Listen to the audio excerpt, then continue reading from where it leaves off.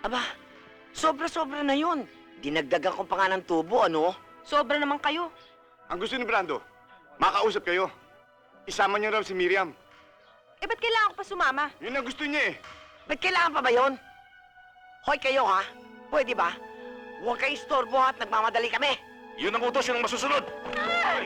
Kumain taon, di ba?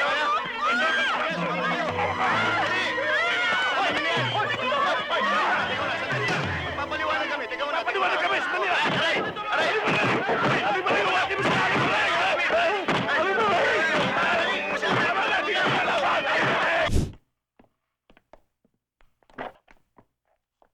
Ano nangyari sa inyo? Kaya kayo dinaanan ng pitong bagyo! Boss, binugbog kami. Buong barangay eh. 2 tao lang ang pinakukuha ko sa inyo! Si Miriam tsaka yung tiyahin niyang maskan! Ano ba? Yun nga, hindi namin akalain. May palang barangay doon, may pagkakaisa. Pagkakaisa? Yung barangay damayan lagi. Laban sa mga siraulo. Ano sila ang ulang pinagsasabi niyo, ha? Ha?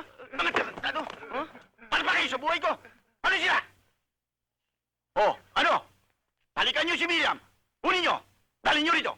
Eh, palis na lang kung dumating kami. Dala lahat ang gamit eh. Oh, saan daw pupunta? Hindi ko alam, boss. Sige, kunin niyo! Sige, puntahan niyo! Huwag kayong babalik dito hanggat hindi niyo nakuha si Miriam! Ha? Mga tarantado!